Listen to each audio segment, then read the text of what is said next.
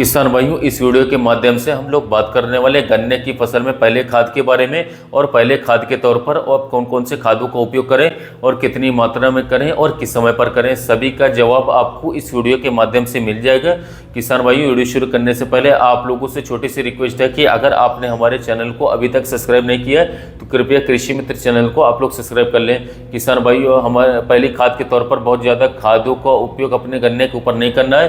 किसान भाइयों, इसके फायदे होने के बजाय काफ़ी ज़्यादा नुकसान आप लोगों को देखने को मिल सकते हैं। अगर आप बहुत ही ज़्यादा मात्रा में खाद का उपयोग करेंगे तो किसान साथियों, ज़्यादा खाद उपयोग करने से हमारी जो फसल होती है काफ़ी ज़्यादा मुलायम पड़ जाती है, जिससे कि उसमें जो रोग हैं और कीटों का जो आक्रमण है काफ़ी ज़्यादा आप लोगों को देखने को मिलेगा। आपको किसान साथियों बिल्कुल संतुलित मात्रा में खाद का उपयोग करना है। ज़्यादा अगर खाद का उपयोग करेंगे तो उसमें आप लोगों के जो पौधे की रोग प्रतिरोधक क्षमता होती है पौधे की, वो काफ़ी ज़्यादा कम हो जाएगी।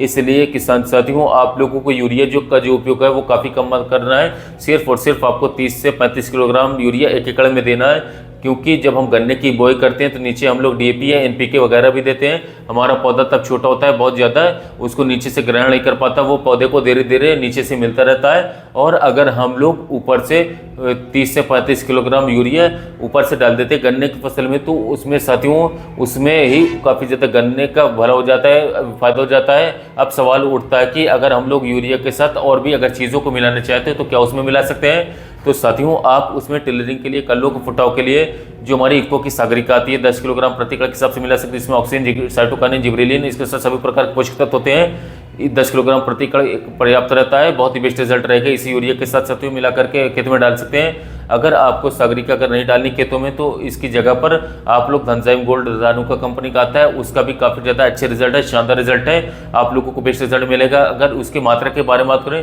तो तकरीबन आप लोगों को 6 से 7 किलोग्राम प्रति एकड़ के हिसाब से पर्याप्त रहेगा।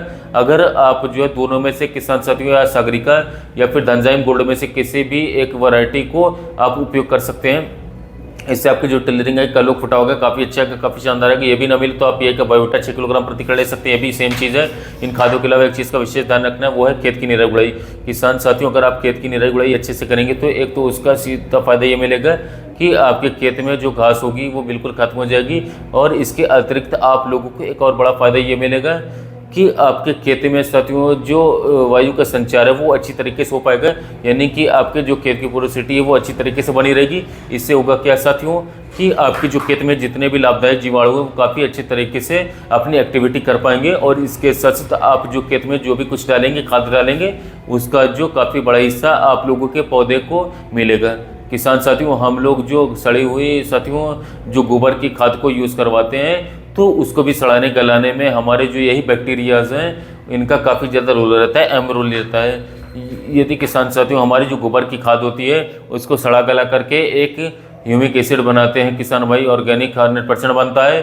हमारे जितने भी हम लोग जैविक खादें जो यूज़ करते हैं तो उनका जो आखिरी में बचता है ह्यूमिक एसिड ही होता है।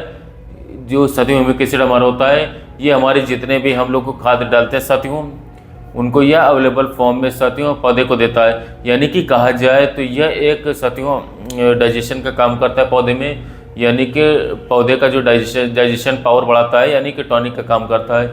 तो किसान साथियों, यदि आप गन्ने की फसल में पहले खाद को उपयोग करने जा रहे हैं तो आप जो है पहले खाद के रूप में साथियों 35 किलोग्राम यूरिया ले लीजिए। इसी के साथ आप 10 किलोग्राम सागरिका ले लीजिए। 2 kg साथियों ह्यूमिक एसिड 100% वाला था उसे ले लीजिए। साथियों, इन तीनों को अच्छी तरीके से मिक्स कीजिए। मिक्स करने के बाद खेतों बिखराव करवा के सिंचाई करवा दीजिए। यदि साथियों इतना कर देते हैं तो 100% शूटिंग साथ के तो आपकी गन्ने की फसल में साथियों किसी भी प्रकार के साथियों पोषक तत्व की कमी नहीं होगी, जड़ों की विकास शानदार तरीके से होगी, खादों को पर्याप्त मात्रा में पौधे को मिल जाएगा। इसके साथ साथ फसल में लगने भी लगेगी खाद। इसके साथ साथ साथियों ग्रोथ अच्छी तरीके से गन्ने फसल करेगी, अच्छी तरीके से फुटाव करेगी और एक शानदार रिजल्ट आपको गन्ने की फसल में देखने को मिलेगा। इसके साथ साथ साथियों जैसे कि अप्रैल का महीना चल रहा है, गन्ने की फसल में साथियों क्या होगा कि सिंचाई करते रहना तो पड़ेगा ही पड़ेगा।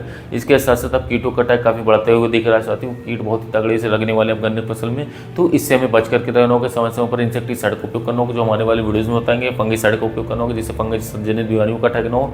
टॉनिक्स का उपयोग करना होगा जिससे पौधे बढ़वार अच्छी तरीके से करें, यानी कि कुल मिलाकर के अच्छी तरीके से कॉम्बिनेशन बना करके स्प्रे करना होगा फसलों पर, जिससे गन्ने की फसल सुरक्षित रहे। इसके साथ साथ एक अच्छे उत्पादन मिले, साथियों जड़ों का विकास हो, कल्लों फुटाव हो और एक शानदार उत्पादन हमें देखने को मिले। तो यदि गन्ने की फसल में पहले खाद के बारे में जानकारी वीडियो अच्छा लगा तो कृषि मित्र चैनल को सब्सक्राइब कीजिए, वीडियो को लाइक कीजिएगा। साथ ही मिलते हैं नए वीडियो में।